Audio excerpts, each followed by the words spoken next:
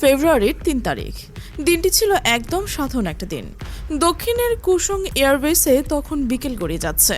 ঘড়িতে সময় বেলা ১টা। রানওয়েতে নিয়মিত সামরিক বিমান ওঠানামা করছে। কিছু যাত্রীবাহী বিমানও তখন চলাচল করছিল আশেপাশের আকাশপথে। বেসের ভেতরের কর্মকর্তারা নিজেদের রুটিনে কাজ করছিলেন। রাডার অপারেটর স্ক্রিনে চোখ রাখছিলেন অভ্যাসবশত। কেউ কল্পনা করতে পারেনি যে আর মাত্র ২ ঘন্টা পর এই বেসের পুরো চেহারায় পাল্টে যাবে। কেউ ভাবেনি যে আজকের এই নিরিবিলি বিকেলের পরিণতি হবে এক চাপা উত্তেজনার মুহূর্তে। বিকেল ৩টা বাজতে প্রথম অসঙ্গতি ধরা পড়ল। প্রথম রাডার কন্ট্রোল রুমে বসে থাকা একজন অপারেটর হঠাৎ লক্ষ্য করলেন কিছু একটা ঠিক নেই। স্ক্রিনে সব বিমান ঠিকমতো ল্যান্ড করছে, সব ফ্লাইটের পজিশন পরিষ্কার দেখা যাচ্ছে, কিন্তু একটা জায়গায় একটা অস্পষ্ট সিগন্যাল ঘুরে পাক খাচ্ছে। সিগন্যালটা আসছে আবার একটু পরেই মিলিয়ে যাচ্ছে, তারপর আবার দেখা দিচ্ছে। এরকম একটা ব্যাপার সাধারণত ঘটে না। রাডারে যদি কোনো বিমান ধরা পড়ে তাহলে সেটা একটা নির্দিষ্ট পথে এগোয়, কিন্তু এই সিগন্যালটা যেন একটা নির্দিষ্ট এলাকায় ঘুরছিল থেমে থেমে, কখনো পরিষ্কার কখনো আবার ঝাপসা। সমস্যা ছিল আরও একটা। কুসুং এয়ারবেসে তখন যে রাডার মোতায়েন করা ছিল সেটা খুব একটা উন্নত প্রযুক্তির ছিল না, সাধারণ পর্যায়ের রাডার সিস্টেম। ফলে সিগন্যালটা ধরা পড়ছিল ঠিকঠাক, কিন্তু সেটি আসলেই কি সেটা বোঝার উপায় ছিল না।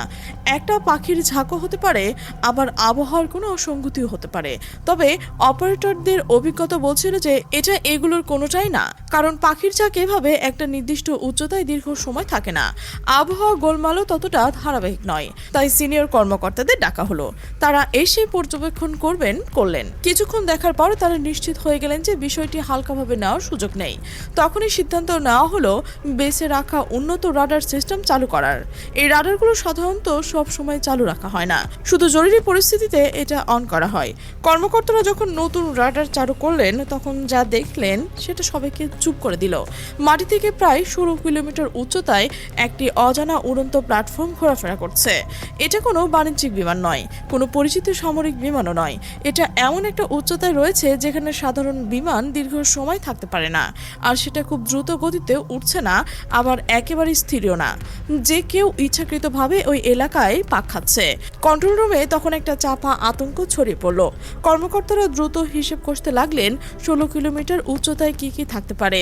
হাতে গোনা কয়েকটা সম্ভাবনা হতে পারে কোনো গোপন নজরদারি ড্রোন যেটা কোনো শত্রুর দেশ থেকে পাঠানো হয়েছে, অথবা সবচেয়ে ভয়ঙ্কর সম্ভাবনা হলো এটা কোনো কৌশলগত বোমারু বিমান হতে পারে যেটা আক্রমণের প্রস্তুতি নিচ্ছে।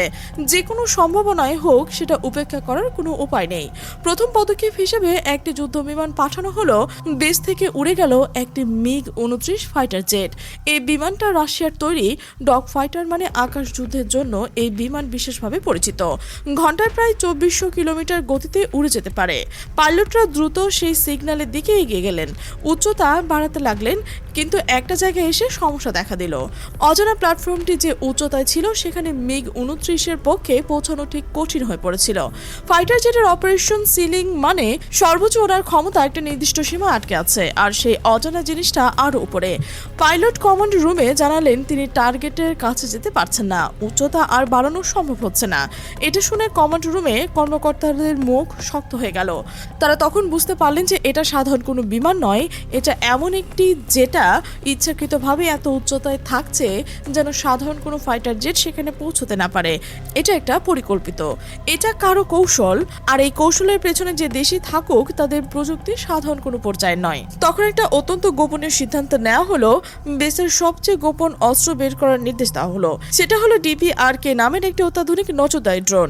এই ড্রোনের কথা বাইরের দুনিয়ার মানুষ খুব কম জানলে অবাক হয়ে যাবে যে এই ড্রোন দেখতে হুবহু আমেরিকার MQ-9 রিপার ড্রোনের মতো। লম্বা ডানা, সরু শরীর, নিচে সেন্সর, গোলাকার অংশ। বাইরে থেকে দেখলে পার্থক্য করা অসম্ভব। এই ড্রোন চালাতে কোনো মানুষের ভেতরে বসতে হয় না, মাটিতে বসে রিমোট কন্ট্রোলের মাধ্যমে পুরো অপারেশন চালানো যায়। DPRK ড্রোনের গতি খুব বেশি না, ঘন্টায় মাত্র 450 কিলোমিটার। একটা ফাইটার জেট তুলনামূলক অনেকটা ধীর, কিন্তু এই ড্রোনের আসল শক্তি তার গতিতে না, তার শক্তি লুকিয়ে আছে তার ইলেকট্রনিক সিস্টেমে। এই ড্রোন শত্রুপক্ষের রাডার সিগন্যাল ধরতে পারে, কমিউনিকেশন চ্যানেল ট্র্যাক করতে পারে, এমনকি স্যাটেলাইট সিগন্যালও ডিকোড করার ক্ষমতা রাখে। আর সবচেয়ে গুরুত্বপূর্ণ বিষয় হলো এটি মাটি থেকে 26 কিলোমিটার পর্যন্ত উঁচুতে উঠতে সক্ষম। যেখানে মিগ-29 পৌঁছতে পারেনি সেখানে ড্রোন অনায়াসে যেতে পারে। কয়েক মিনিটের মধ্যে ড্রোনটি আকাশে উড়ে গেল। অপারেটররা মাটিতে বসে রিমোট দিয়ে সেটাকে সেই অজানা প্ল্যাটফর্মের দিকে নিয়ে গেলেন। ড্রোনটির উচ্চতা বাড়ছে, কিলোমিটারের পর কিলোমিটার উপরে উঠছে, আর তার সেন্সর ক্রমাগত ডাটা পাঠাচ্ছে তার কন্ট্রোল রুমে। এক পর্যায়ে ড্রোনটির টার্গেট কয়েক কিলোমিটার দূরে পৌঁছানোর আগেই তার সেন্সর একটা স্পষ্ট সংকেত ধরে ফেলল, যেখানে একটি নজরদারি ড্রোন রয়েছে। একটি ইলেকট্রনিক সিগন্যাল ক্রমাগত বিকিরণ করছে সেটা। কন্ট্রোল রুমের ডিসপ্লেতে যখন যা দেখা গেল সেটা সন্দেহকে নিশ্চয়তায় পরিণত করলো। ডানাযুক্ত একটি মাঝারি আকারের ড্রোন। এ যে কোনো পাখি নয়, কোনো আবহাওয়া বেলুনও নয়, কোনো বাণিজ্যিক বিমান তো একেবারেই নয়। এ যে কোনো গোপনীয় নজরদারি ড্রোন, যেটা তাদের আকাশ সীমানায় অবৈধভাবে প্রবেশ করানো হচ্ছে এবং গোপনে তথ্য সংগ্রহ করছে। কমান্ড রুমে তখন উত্তেজনা চরমে। কর্মকর্তাদের মুখে কঠিন অভিব্যক্তি। দ্রুত হাই কমান্ডের সাথে যোগাযোগ করা হলো। সিদ্ধান্ত এলো কয়েক মুহূর্তের মধ্যে তাদের আকাশ সীমানার কোনো অনুমতিবিহীন বস্তু গ্রহণযোগ্য নয়, সেটা যে দেশেরই হোক না কেন। তাৎক্ষণিকভাবে কয়েকটা পদক্ষেপ নেওয়া হলো একসাথে। প্রথমত সমস্ত এয়ার ডিফেন্স সিস্টেম একসাথে অ্যাক্টিভ করা হলো। বেসের চারপাশে নিরাপত্তা কয়েকগুণ বাড়িয়ে দেওয়া হলো। আশেপাশে যে যাত্রীবাহী বিমানগুলো ওঠানামা করছিল সেগুলো কিছু সময়ের জন্য বন্ধ করে দেওয়া হলো। বেসের ভেতরে প্রস্তুত রাখা হলো বিশাল আকারের হুয়াসাং-17 ব্যালিস্টিক মিসাইল। চারদিকে ছড়িয়ে পড়লো অস্বাভাবিক নীরবতা। যেখানে কিছুক্ষণ আগেও বিমানের গর্জন শোনা যাচ্ছিল সেখানে তখন পিনপতন নীরবতা। তারপর যেটা ঘটলো সেটা খুব দ্রুত। ডিফেন্স সিস্টেম থেকে একটি মিসাইল ছোড়া হলো সেই অজানা টার্গেটের দিকে।